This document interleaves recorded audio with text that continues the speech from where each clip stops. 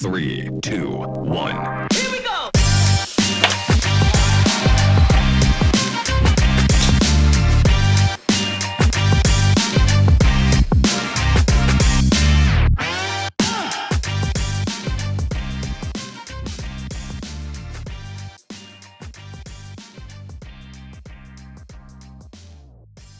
Welcome back to the Baseball Bro Show. We're going to talk about the umpires and how horrible they've been. Some hot hitters in the week, some slow starts from some studs. That was a lot of S's, and much, much more. I'm back here with Chase. Chase is back from his illness. How are you feeling, Chase? You know, I went for my illness. Now I have a kink neck, so it's really not much better, but at least I'm not coughing every 5 seconds, so I can actually speak. When it rains, it pours. Well, that's just great. So what do you want to talk about first, Chase? You want to talk about these umpires? Yeah, let's talk about these umpires, man. One of them, particular in my mind, that is just mind-blowing is Angel Hernandez. Yeah. What's your thoughts, Cameron, on Angel Hernandez missing 3 pitches in a row to a rookie, Wyatt Langford, way off the plate? And late in the game, too. It was in a big moment. The Rangers were, right? Wasn't it like in the 9th inning or something? I don't know if it was a big moment, but it was late in the game. And there were some guys on base. And you got a rookie up there. He's trying to get acquainted, get kind of used to MLB zones, MLB umpires. And Angel Hernandez, man, what an entertaining umpire, because we just love to roast him on the internet. Blows it with 3 straight pitches on the outside corner, off the plate, way off the plate, clearly not even off close. the plate. Now, obviously, this is not good for baseball. If you build distrust in the strike zone with your MLB players, you're not going to get the best performances from both the pitchers and the hitters. And these guys, have been playing the game for so long. They know the strike zone without even opening their eyes. They know exactly where that thing is, and when they're getting upset, there's a problem. But the problem with the MLB is that they can't get rid of this guy. He's tenured. It's nearly impossible for these umpires that struggle to get laid off because they're so protected. And I mean, for good reason, because if they weren't, then there could be some conspiracy where it's let's get rid of this umpire because he's calling too good of games and slip this guy in so we can start rigging some contests.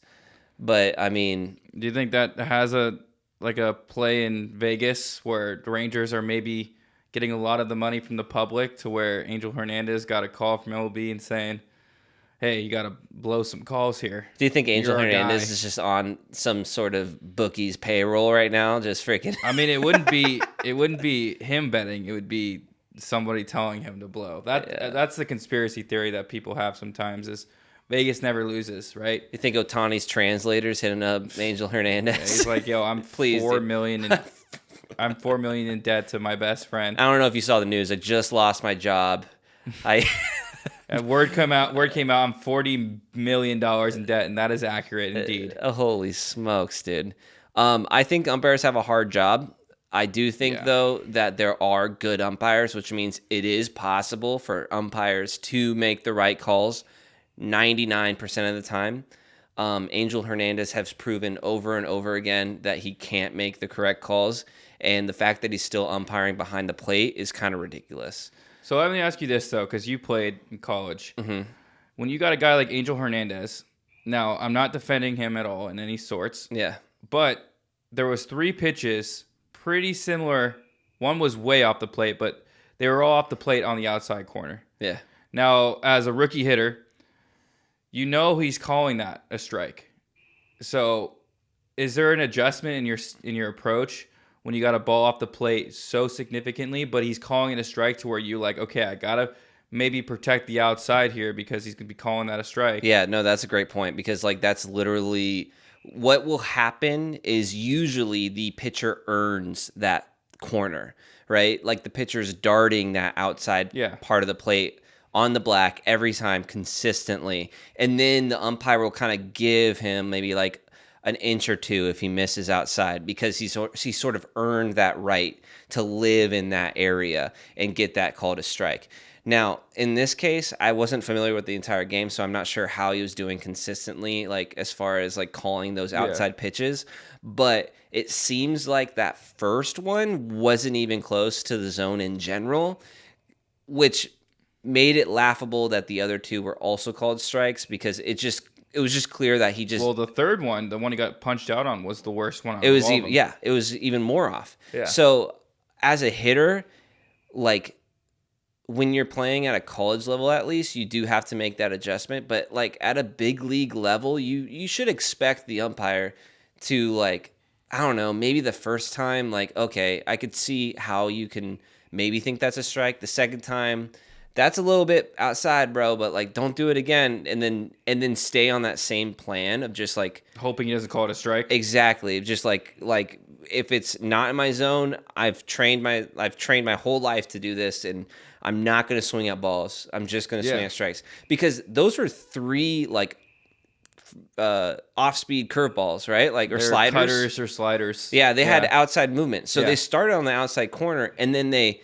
fished off. Yeah. So that's like a chase pitch. That they're going for. They're trying to get that swing and miss. So as a hitter, you're not trying. If you see spin outside, like especially if the guy has a mid 90s fastball that he can run up inside you, like inside you.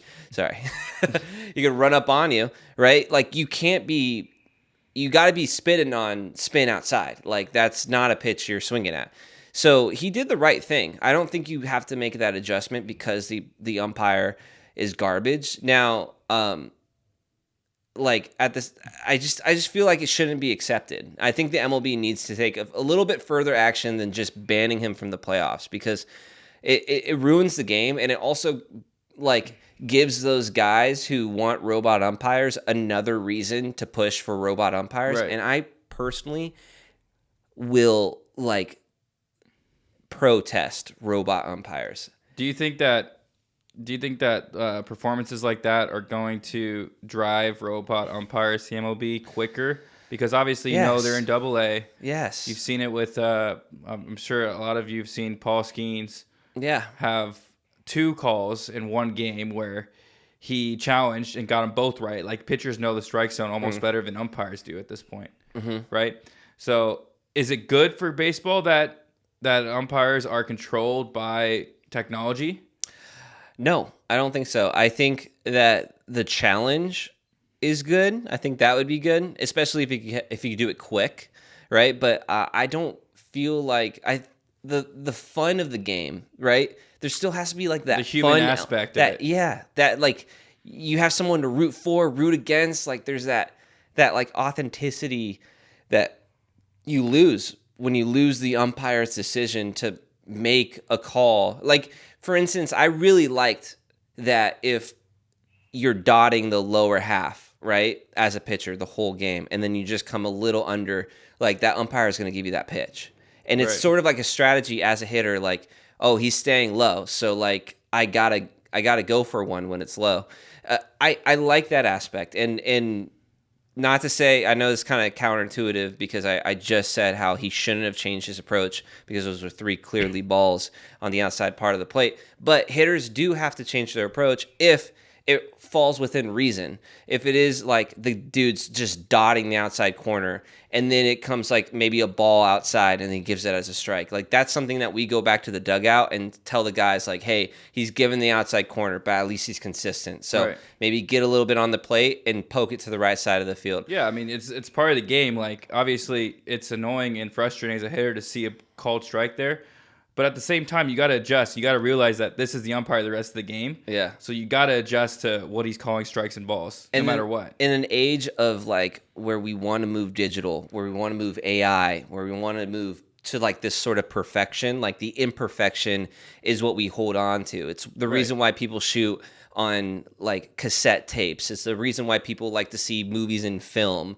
It's the reason why people still buy art that's painted on canvas. It's because we still want that sort of human authenticity, and I feel like that translates with umpires still. So don't throw the baby out with the bathwater. Keep the human umpire, but like let's weed out some of these guys that can't call games and are blowing it. I mean, yeah, because there are good umpires out there. There are umpires that are really consistent with their strike calling, or if it's off the plate just a little bit, they're consistent with those strikes. And I'm not inhuman. Like, I want Angel Hernandez to still have a job, like he worked hard to get to the MLB level to be able to call games. But, like, let's put him at first base, Yeah. Put him somewhere else besides behind the plate. We don't need him calling games. Just put him at first base. Put him in right field. Umpires have their own strengths, whether it's calling foul balls, fair balls, safes, or outs at the bag.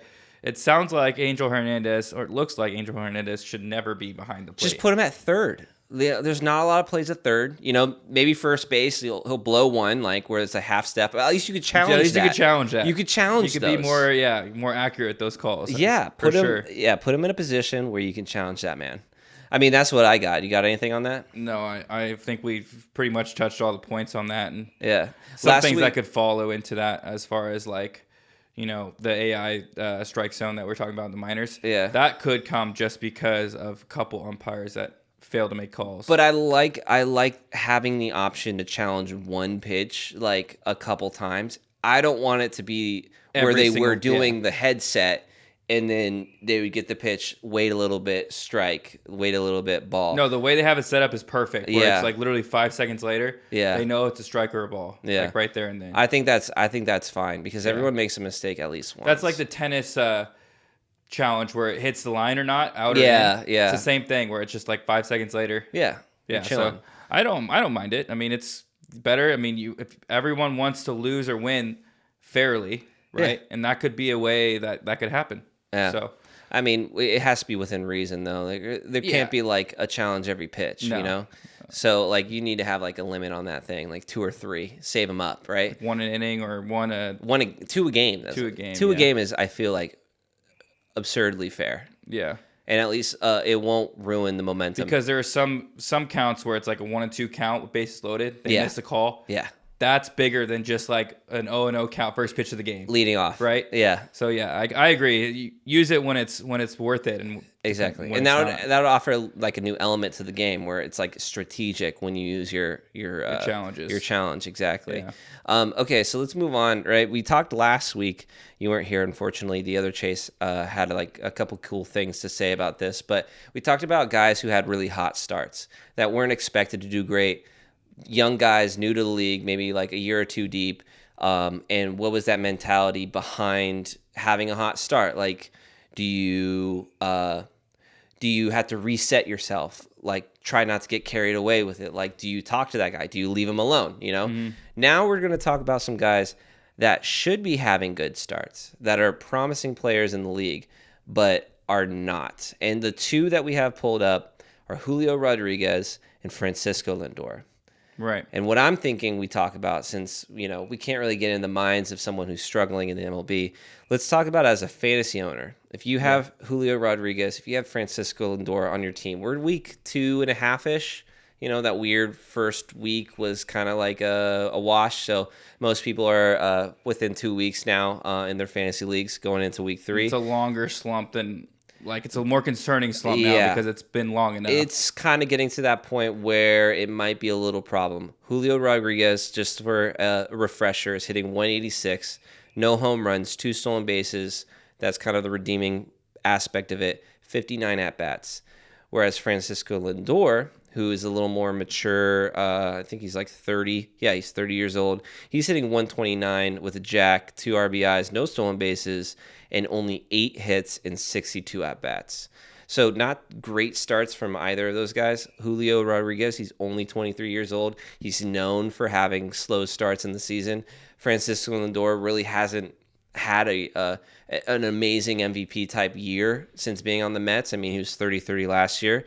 But kind of concerning considering I know there was a lot of hype going into both these players, and they're both first round draft picks in most fantasy leagues. So close to it, at least first or second round. Yeah, I mean, Julio was like, I think he went like 4th overall in our league. Francisco, maybe a second rounder, early second rounder, late first rounder. What do you say, like, as a fantasy owner? Do you hold him out for longer? Do you see it through, or do you start trying to package them into a deal to try to recover on your investment here? I think even though we're talking about it being 2 weeks now and it's more established slump, I still don't think it's long enough to give up on these guys. Plus, you invested so much in him. You drafted him first and second round. That has to have value already as it is. So, in my opinion, Julio Rodriguez and Francisco Lindor are not being moved on my team. Yeah. They're staying put. I'm open to see if some guys want to offer trades, but I'm not going to go out of my way to offer trades. And I'm also not going to sell low. So if somebody tries to lowball me for them, I'm going to keep them as a first and second round value as a trade option. The value hasn't gone down. No, the value hasn't gone down. But let me pop this on your plate. If Francisco Lindor, a tasty offer of like a couple guys mid-round for a one Francisco Lindor, are you taking that? So it depends where my team's at, right? So if I have a lot of struggling guys and I need to make a move, then I'm probably going to take it. Yeah. However, if my team is doing good and Lindor is one of my few weak spots, there's no point in me to add more bulk or more depth into my team. Yeah. I'm just kind of hoping that he will get into his form. Write it out. Right, and just let my guys continue to carry the rest of these guys like Lindor and Julio. Yeah. However, I'm seeing a couple. I'll let you answer this question, and I'll ask you one of my own. But what would you do in this situation? Oh, okay. So I am a big believer in just holding on to guys. So I would definitely hold it out, see how they, how they respond in the next couple weeks. The next question I had though is like, when do you give up on somebody? Like, when is enough? And I know the answer is different for different players. Like the leash is a bit longer for the studs and a little bit shorter for those fringe players. But when it comes to your first 5 round picks, like your top 5 picks in the draft, like what's that leash look like? Yeah, for me, the leash is when I'm 0-4, 0-5, right? Like we need to make a change. Yeah. So it's not even performance based. It's literally it's your team. Your team. You're always banking on your first and second round, like these guys, to eventually pick it up, right? Yeah. And we've seen it with Julio in the past. He's had a rough start last year. He went crazy in the summer, right? Yeah. And then was great into the rest of the year. Lindor was kind of off and on throughout the last year. So we've seen both these guys slump. Yeah. It's not out of the ordinary. However, to be a first and second round pick, it is a little bit concerning because you just would hope guys like them would get off the gates quickly and, not struggle at all. But, yeah, so I think for me, it's not necessarily performance. It's more of where my team is at as a whole, if I deal with them or not. Because I know I can get value out of them. It's just sometimes I might have to take a little bit of a hit because you got to make the playoffs in fantasy to win, right? Yeah, and you got to get there. You got to get there. So that's the thing is it just depends. This is kind of a sneak question. We didn't talk about this before the show, so we're probably not that prepared. But something that I'm struggling with right now is dealing with a bunch of injuries, a bunch of guys that are shelved. The lows, all 3 lows in the MLB are injured. I don't know if you saw that. But they're, obviously different skill sets or different skill levels. Yeah. I got Tommy Edman on the injured list. I have Walker Buehler who's coming back. And I just got Luis Robert Jr., who just landed on my shelf. Yeah. Bobby Miller just went down. There's a lot of guys who go down, and they have like 1 month, maybe 4 to 6 week timetables. What do you think? What do you think your value is for a guy who's on the injured list if you're trying to dump him or you're trying to get him?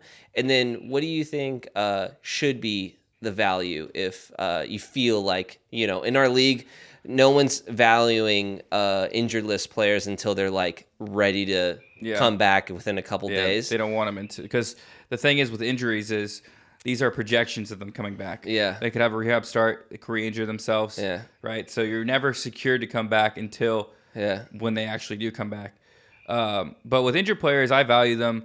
Once again, this is also based on my performance of my team. Yeah. So if I need them to come back, I'll make a move. I'll trade them away, get someone who's healthy, someone who's better right now for me because I'm struggling as a team. Yeah. But if my team's doing fine, like there's really like I'm playing for the playoffs, right? Yeah. So I know when this guy comes back, I'm going to be a better team in the playoffs because I know my team can hold its own right now. So that's kind of, I mean, obviously in our league, we have 2 IL spots. So if you got, let's say, 6 guys in the IL, That's rough. that's a me. lot of occupancy Yeah. that maybe we might want to dish one of those guys away Uh-huh. just to fill the roster. Yeah. Right. So that's a lot. But if you got like 3 or 4, like for me, that's where I'm at right now. I have 4 guys who are on the IL. 2 of them are coming back shortly. I'm kind of holding put. Yeah. I'm holding put. I'm just gonna play it out. Let the team do its thing. We're obviously only 2 weeks into fantasy. I think we're both 1-1 now. Yeah. So we're at that spot where it's like, okay, it's early. Let's just let it go. Yeah. I'm like not making a move until like at least 1 month. That's kind of like once I get through 4 or 5 games, I feel like I can start figuring out like because there's still so much room on the waiver wire for one of us to make a significant pickup who can stay on the team for the rest of the year and be like a top 100 player. Yeah. Those guys happen and pop up all the time. You just gotta be ready. You gotta know when. Yeah. That's it. Like my guy Meyer on the Marlins, picked him up and he just had a Little prosp. really, really impressive start in his last start. The Marlins have so many young arms. It's actually insane. Yeah, Max Meyer just give you a little little stat update. Didn't have this prepped, but whatever. We'll do it. His last 7 games, he's 2-0 with a 2.12 ERA, 14 Ks, and a .82 WHIP. 17 innings pitched. That'll do it. Let me say. You know what's funny? The Marlins are 3-13, and he's 2-0. That's wild, dude. Yikes. That's a big yikes. That's a big yikes. So you got the offense working with him on the bump, huh? Jeez. Yeah, I One guess. of the few days. Or just, the freaking rest of the rotation can't hold a lead. I mean, yeah, there's a lot of things wrong with the Marlins. Yeah. They're it's a long season. So. But I picked that guy off the freaking wire, in the beginning of the year. And that's because no one thought he was going to make the MLB because of all the studs in the rotation, and they all got injured, so that's dropping the like thing. flies. Is he gonna stay in that rotation with? Oh, you got Dude. Edward Cabrera. You got Braxton Garrett coming back. Bro, is he gonna stay in that rotation? I mean, I think he will, but He's who's 2-0. gone? Who's going? You got Luzardo. I don't know. They'll figure one. Yeah. They'll drop whoever's not performing. He's not going anywhere. Or just put him in the bullpen. He's 25. Why would they put him in the bullpen? He's 25 years old. Not him, but just whoever's not performing. Yeah, that's true. That's facts. As like a long relief guy Ryan or Weathers something. will get out. Ryan Weathers is terrible. That guy's terrible. Let me ask you one question before we move on to the pitchers. Go for it. So you got a guy. This is interesting because I just saw this. Lindor is only K'd 7 times. Yeah. 68 at bats. Okay. Right?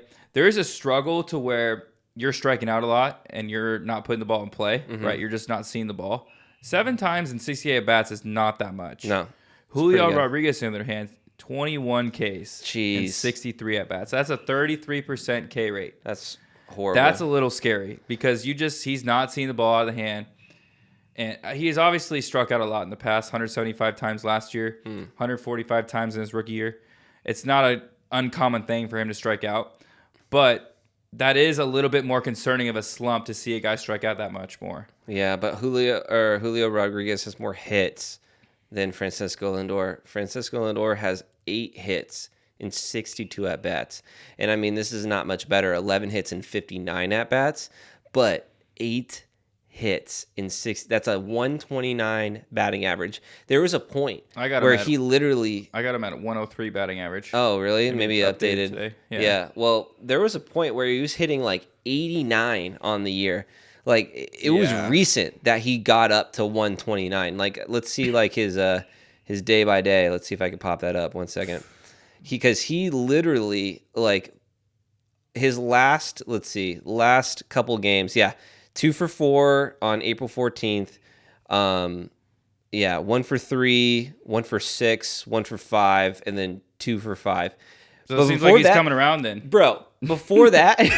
Seems like he's coming around. Seems like we waited long enough to see him come around here eventually. Bro, he was literally at one point in the season, he was hitting 32. Yeah, that's pretty... 32. That, I mean... .032. Chris Taylor, too. I mean, Chris Taylor's not nearly as good as Lindor. This is like one of the highest paid shortstops in the league. Yeah. Hitting 32. So, I mean, that's concerning in my opinion. Like, that's something that you shouldn't take lightly for sure. But the strikeout thing is, I mean, I don't really mind strikeouts because I feel like with strikeouts, you're taking chances, you're swinging harder, and you're That's trying to if get you're the long hitting. ball. That's if you're hitting home runs. So if Julio Rodriguez had 4 home runs, That would make, yeah, that's different. Right? Yeah, He that only makes has sense. He has 0. He has 0. Yeah, right. So Yeah. what chances are we taking here? That's true. That's a good point. I mean, I like the real thing would be we would just have to watch all of his at bats to really digest what it is, and we just simply don't have that time. No. So we really can't say with certainty, but that is a good indication of whether you're seeing the ball well or not. Is how many strikeouts do you have? But with Lindor, it's just like I would go on record. Like, I don't have the numbers in front of me, but I would say that most of his contact is probably weak. It's not all hard contact. I'm sure. I mean, Because after 69 at bats or however Yeah. many at bats he had, like, you would hope that he would have a higher batting average than 129. 62 at bats you should be having. If you're doing hard contact, that should be low twos. It'd be 222 or 201, unless you're just like a freak accident where it's just like every single thing you hit is just line drive short, line drive second, line drive center, like that. But that I just never seen anything like that before, so there's no way. let's quickly jump into the pitchers who are struggling to Yeah. start the year. We Give it won't to take me. as much time in this, but Kevin Gossman, one of them, 11.57 ERA in 3 starts, 9 1/3 innings pitched, 12 earned runs, only 10 strikeouts. Now this guy's came off a Cy Young third voting last year. Yeah. 237 strikeouts last year and Yeah. 185 innings. Is this concerning for you as a fantasy owner? Yes or no? No, and the reason why is because the Blue Jays are just kind of plagued right now. Okay. I just don't think they're playing their best as a unit, as a team, and I think some of their studs are suffering because of it. And once they get it together, once they start rolling, then I think the ball is going to find its hole. You know what I'm saying? Golf reference, right? I honestly should have been watching some of Gosman's last couple starts to prepare for my commentary on this. I don't know too much about how he's handling it, but he's got 10 strikeouts. You know, he's giving up a lot of hits. That's only one an inning, though. 9 1/3 innings. Yeah, I mean, one an inning is better than most people. Like, that would be concerning That's if true. he wasn't finding whiffs. But this guy struck out 237 and 185 innings last year. I know, but he has 3 starts and he's averaging 3 innings a start because he's just getting shelled, right? And I'm concerned. you are? I am. Really? I think this is very concerning because Gossman he's had bad years in his early career, Yeah. and he turned it around right when he went to San Francisco. That's kind of when he started to pitch well. Okay. So I'm concerned. I think that he won't have keep this up where he just gets shelled every outing, but he's definitely not going to be like a top 10 guy in the AL. I would be concerned if he didn't have an excellent year for the Blue Jays last year. Like, if he was new to the Blue Jays after having a great year on San Francisco and he just can't pitch in Toronto, that would be concerning to me. But, like, what's changed for Cosman between Getting last older. year and this year? Pitch clock. He's 33. He had the pitch clock that he dealt with last year. It's not like an Alek Manoah thing. I don't know. I think I'm just What, saying. are people like, just used to him now? Like, are people like timing him up? could be.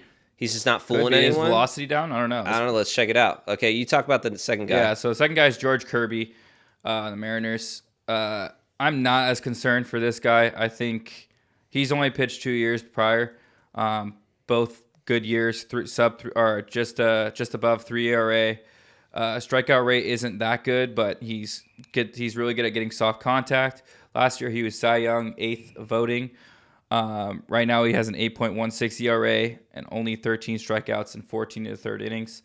I think he's just a little bit off in his command, and that's what he usually relies on to get outs. So I'm really more on the fence of once he figured out his command, I think he'll settle in and be fine.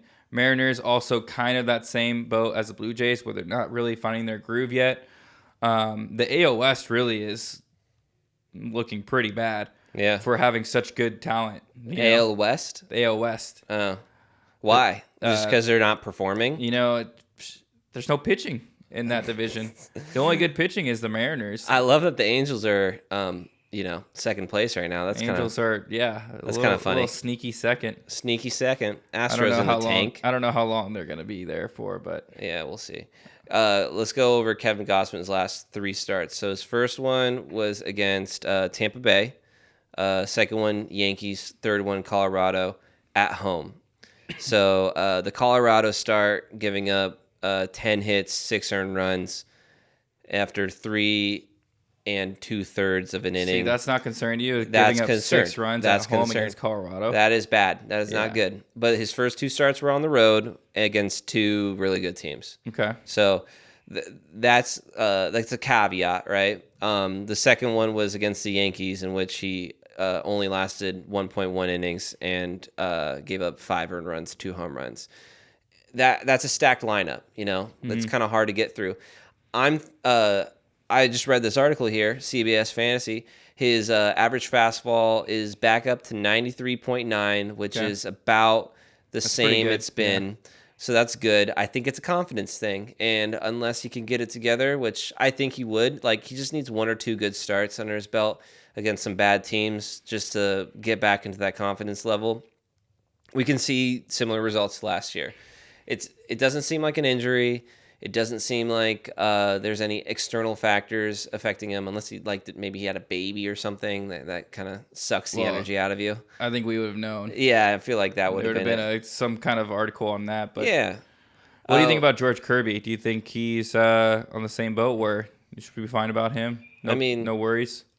I don't know. I mean, I don't really know George Kirby that well, but look, okay, let me just do it. Here for that's what I'm saying. 2 years. Let me do a quick assessment. Well, he plays for Seattle, and Seattle is just so far out of the baseball community for some reason.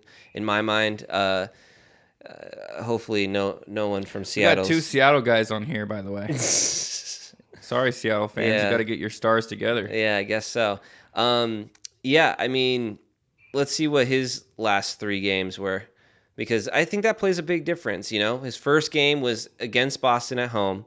Good. It was a good start. It was a good start. Really good start, actually. Mm-hmm. Second one against Cleveland at home, and that's where the wheels kind of fell off. Mm-hmm. 10 hits, 8 earned runs.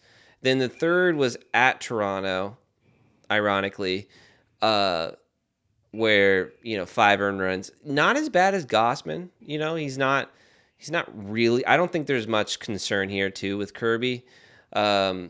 I wish I knew a little bit more about him as a pitcher to really comment on whether what could be the issue or what's going on. I think maybe it's another team thing. I mean, the Mariners are 4th place in their division, just above the Astros. They're not getting it done.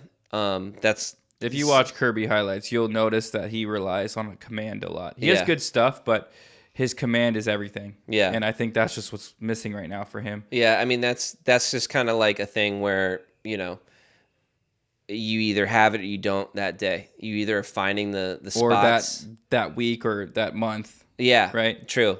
Yeah, because that's a finesse thing. That's a talent thing. That's not just natural. That's not just going out there and throwing as hard as you can. That's poking it right where you need to. That's like hitting 5-footers consistently in golf rather than having that little hitch in that stroke. Yeah. You have the talent to do it. You can do it, but it's just mental. Yeah. Or having that just a little bit off of the mechanics. It's like a small guy hitting home runs. You need to just time up timing needs to be on for every at bat. It's true. Because you don't have that brute strength to just get a hold of one and barely have to make good contact for it to go over the fence, like a Judge or a Stanton. It's like a Mookie Betts, Right. But yeah, that's a little more tough. I don't think he bounces back as quick as a Gausman. I think Gausman needs just one good start and then he's right back in there. With Kirby, I feel like it's more of a finesse thing. If that's the case, and he's just not controlling, he's not hitting his spots. But I'm not a pitcher. Yeah. I'm a hitter. That's I mean, kind we of can what I only did. make so many assumptions. We can about, only make so many about assumptions. these slumps and everything. So We can only talk. we'll see what So happens. much We'll see about what happens. what we don't know. I guess. Let's talk about the top 5 hitters of the week. Yeah. And change the sorrows into happiness, right? Yeah, I think this is a good segment because it kind of like refreshes everyone on like what happened this Right. week. Who's kind of hot right now? And I'll start it. I got Pete Alonso as being one of the hotter hitters of the week. 4 jacks, batting .429, getting on base 56% of the time. So he's also walking at the plate. And for Pete Alonso, only striking out 5 times is actually pretty good. So I think he's one of the hottest hitters Yeah. of the week. Who do you got? Well, I got Ellie De La Cruz, who's been just all the hype this week. He has a 320 average, 4 home runs, 3 bags, 7 RBIs, 8 runs, slugging .840. The guy can do it all. He's legitimately a 5-tool player, and he is making it apparent that last year's slump, when he ended the year, that's not going to happen this year. Who's your next guy? I got one of our spring breakouts, Colton Cowser, on the Baltimore Orioles. This guy's getting overlooked as a prospect because you got so many of them on the Orioles, but he's been raking 12 ribbies in 6 games. Dang. 435 average, 4 jacks, also swiped 2 bags. Another guy who, honestly, could fit right into that outfield and slide right up to the top of the order eventually. I mean, you got guys like Gunnar Henderson and Adley Rutschman, and those guys are going to fill up the top, but he can go in that 5 hole, that 6 hole. I could see that happening pretty soon. Who's your next one? I got Bush League. Michael Bush hitting .346 with 4 Jimmy Jacks, 9 RBIs, and 4 runs, 9 hits. I mean, the guy's mashing the ball. I like it. I think I'd love to see a former Dodger just come over and pop off on another team, as long as it's not against us. Just like Bellinger did last year. Yep. Okay. How many was that? That's 4. So I'll finish it off with Josh Naylor. Nice. This guy, just consistent throughout the week. Got a little power, 3 home runs, but really stands out, getting on base 58% of the time. Yeah. And only striking out 4 times. So 6 walks, dude. Slugging 1,000. 6 walks, which is, quite impressive. I mean, only a handful of guys have him beat on that category for the week, and that's Christian Walker, Juan Soto, and Aaron Judge. Speaking of Josh Naylor, did you see the sketch celebration when he's running around the bases? He was like, when he's running around the Stop bases, it. I swear. Stop it. I swear. That's hilarious. Dude, that guy's taking over, bro. Yeah. I see him everywhere. I know. I don't even know what his thing is. Like, what is his thing? He's just like, I don't know, man. Does he just play? What does he play? He plays Madden. Oh, he that's plays his- Madden. That's his thing. Okay. And he streams, and now he's just basically just like a social media star.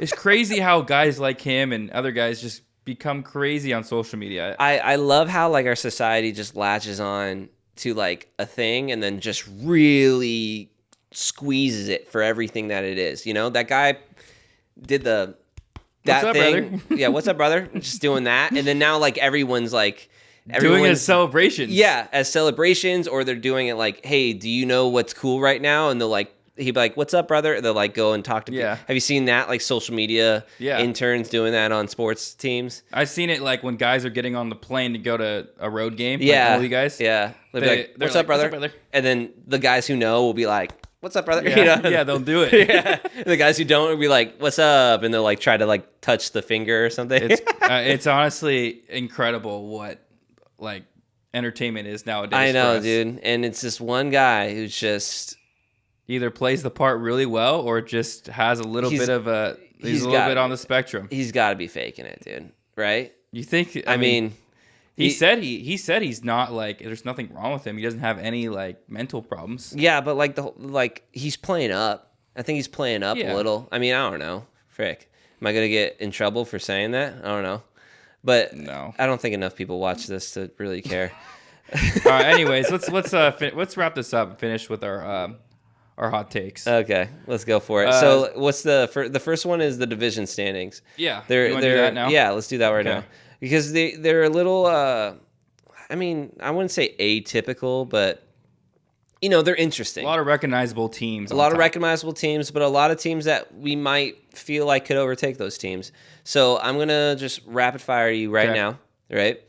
And then you can hit me with the next one. American League, Yankees. No. There or no? No? Orioles. Orioles are going to creep up. Orioles are going to come back. Yankees are 12-4, Orioles 9-6. You think the Orioles are going to... It's going to be a very tight race, but I just see the Orioles are just going to continue to get better. The Yankees right now at their peak, they got a lot of injury-prone players, a lot of veterans.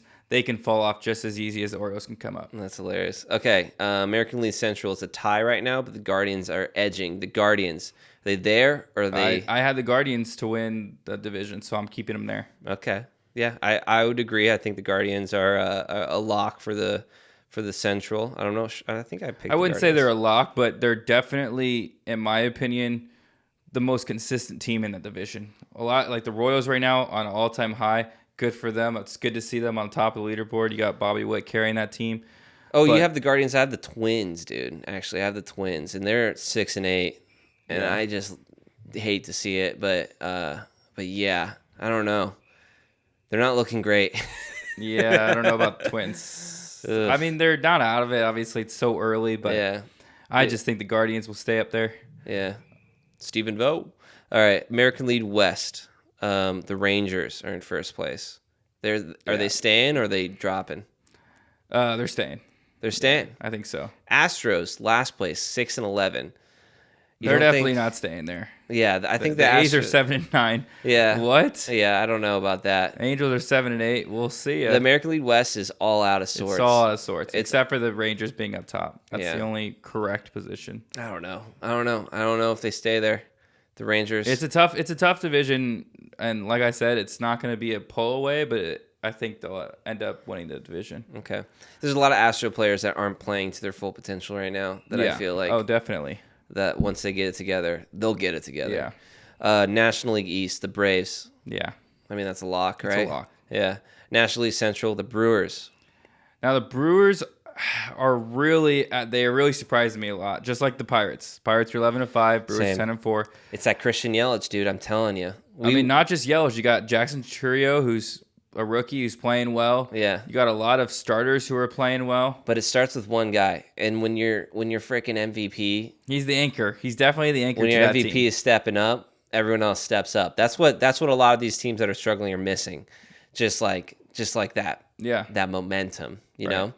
And yeah, that's surprising. I don't know if it's going to last. So I'm going to say no.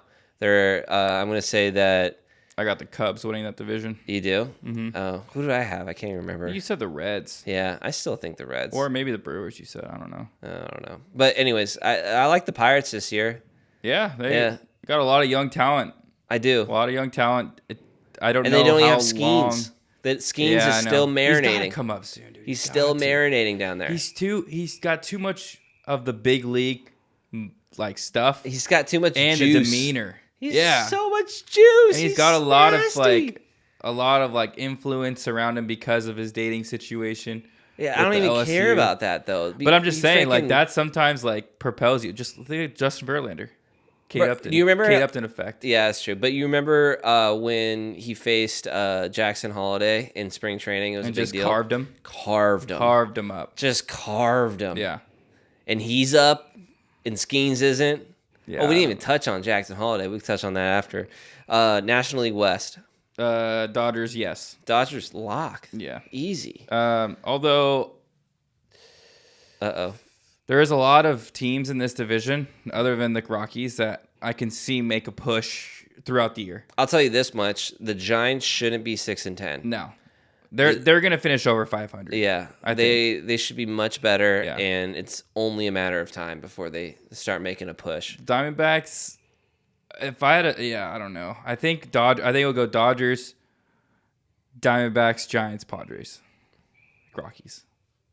Do you think Giants are third, Diamondbacks second? Yeah. Are you just riding a little World Series hype from last year? No, I think their team is put together pretty well, and they added a lot of pieces to it. Like Luis Gurriel's raking right now. Yeah, it's another guy we didn't really touch on, and then you got they picked up Eugenio Suarez, Corbin Carroll's struggling, and they're still 8-8. Yes. Ketel good point. Martes, they got a lot of guys. Yeah. Gowan. That's true. So I just think their roster is more talented than people think, just because the Dodgers are overtaking that division. And I just feel like maybe they overperformed last year just a smidge. I think they did. Yeah. I mean, I don't think they're a World Series team like last year, but Yeah. they're a wild card team that probably gets kicked out of the first round, right? I guess. Out of the wild card. That's kind of how I see just feel that like team. the Giants have like the pieces to be a really good team this year if they just figured it out. They have the top 2 Cy Young contenders of last year on their team still like shoving, like still, and Blake Snell's like still in. He's kind of having like a spring training in the first 3 games. Yeah. He hasn't had a spring training. He got signed real late. Then you also got Matt Chapman, who's also having spring training in the first couple weeks because he got signed real late. Then you got the center fielder, who's a stud. That's a new signee from Korea. I feel like the Giants have pieces. They have pieces. And then you got returning players who can get the job done, who aren't performing as well as they did in years past. I feel like I just feel like the Giants are above the Diamondbacks. I think it's tight though. I think it's close. Yeah, I mean, that's how I see it. That's though. up in the air for sure. Like I said, I think they're all going to make pushes this year. Yeah. All right, let's talk about Jackson Holiday to end the show. Jackson Holiday. We have actually 2 more things to touch, but we'll go quick in this Jackson Holiday. Well, we're pretty deep in time. Just to give you some context. Well, he got his first hit today. I know that. He got his first day, but congratulations, before that, buddy. it took a couple at bats. Yeah. And this is kind of how we both predicted it to be. Yeah, I know. I mean, obviously, guy's talented. Can't deny that. Like, super talented. However, he is still young, and he's got to make the adjustment to the major league pitching over minor league pitching. He also has to make the adjustment of the nerves. I don't think he's too nervous out there, but a lot of times when you're so hyped, like Gavin Lux, you try to overperform, and then you get yourself into this slump right away. I'm not concerned. I think he's going to be fine. I think it's just going to take a couple months to where he really starts to figure He's it going out. to be fine for like this year. Fine in a lot of people's opinions, like rookie of the year. No. He's not not gonna be rookie of the year? No. Yeah. Evan Carter is my rookie of the year. Okay, well, I don't think he's going to be rookie of the year either. I just feel like I don't know what it is. It's like he's got this baby face. Not that it's a bad looking face, just like he looks young, dude. And like his dad is probably one of the most jacked people on planet Earth who's ever played baseball. Like he's picking up, like I remember during a home run derby, like way back in the day. Someone could find this clip. He was picking up this big bat, and he was making it look like a normal size bat. Got the biggest hairless guns, forearms. dude. Guns. You know he's shaving no those hair. forearms. He's got no hair on him. He's zero. He's opposite of Pete Alonso. He's a naked mole rat, dude. It's crazy. He's just a Greek god physique, dude. And his son isn't quite there yet, but he could be. And that's what lingers in my head. I'm like, give Jackson Holiday maybe 2 more years to really freaking beef up. Kind of like how Bryce Harper beefed up from like his rookie year. Remember that? Yeah. Like he was really skinny. He was really skinny when he broke in, and he wasn't quite ready. Yeah. He was also 20, and then he beefed up, and then he became a freaking legend. Well, he was like more of almost like a base stealer. Like yeah, fast, he was a scrappy arm, hustler, dude. got a lot of pop. He was a scrappy hustler. But then he turned into just like a power hitter. Yeah, and that's I think that is literally the perfect comparison right now. Is Jackson Holiday is kind of the Bryce Harper treatment, where I think was Bryce Harper 19 or 20 when he broke in? 19. He was 19, yeah. He's coming in a little too soon because he's super hyped up, and it's not often that your first round pick is living up to the hype in the minors and is exciting and is a son of a former MLB player. We saw that with Vlad Guerrero. You know, he had the same. He had the same start where he just struggled right away, but then figured it out right away. Yeah, you know. And I think that's going to be the same thing with Jackson. But Vlad's a beefy guy. He's a beefy. He came dude. in the league how he is now. Yeah, he's the same guy. Jackson Holiday will probably adapt to it. Jackson Holiday will adapt to the body 40, changes. 50 pounds heavier and just look like Corey a roided Seager. out monkey. Yeah. Look like Corey Seager probably. Not as tall, but big legs, big arms, right? Yeah. He's not on roids though. I want to retract that statement. But he'll look jacked. That's just genetics, you know? Yeah, he's got his father's genes. Yeah. Anyways, what are the other topics we're supposed to talk about? I just want to talk about. I mean, every week I want to talk about one pickup player on fantasy. Oh yeah, pitcher and hitter under 20% owned in Yahoo leagues. Okay. So I'm gonna take the one this week. You can go next week. Yeah. But my hitter is Brian De La Cruz No. on the Marlins. All right. This guy is coming off 2 good games. Hit a jack today, April 14th. It's today, right? Yeah. April 14th. Hit a jack today. Marlins offense is also starting to pick it up a little bit as we go here. So I see him just a solid option in the outfield to pick up. He's 8% owned in Yahoo leagues, so he should be available to a lot of people. And then as far as pitchers go, I'm taking a little bit of risk on here on a bad team. Joe Boyle on the A's. This guy is coming off 2 good starts, struggled his first one, but he's got some up stuff in the fastball. He's owned in 7% of Yahoo leagues. And He'd be a good categories guy. Yeah, it'd be good cat. I mean, ERA, Ks, Yeah. innings, whatever it is, WHIP. I think he's got good enough stuff to where you can give him a chance, maybe 1 week, or make it a stream start. If he pitches well, keep him on the team. Mm-hmm. Kind of one of those players. So I like that. Those are good picks, dude. I like Brian De La Cruz. He hits missiles. That guy is built too. Yeah. 27 years old. We call those guys the forgotten prospects.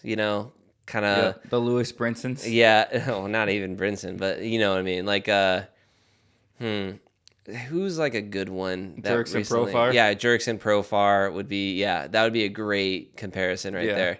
The guys who've kind of like fell out of that hype, newer, younger kids are coming up, and that's where everyone's focusing their attention on. I he think could do some big things. Like I could see him hitting 30 this year. I don't know about that, but no, I could see him because he did hit 300 one year. I'm pretty sure, or close to it. You don't think he hit 30 jacks this year? He hit 20 last year. Yeah, I think he'll be right around there again. Honestly, 20 jacks. I could see him hit 30. 149 for 579. Yeah, like the thing he struggled with, I think, was injuries for the first 2 seasons, and then he had a full season last year.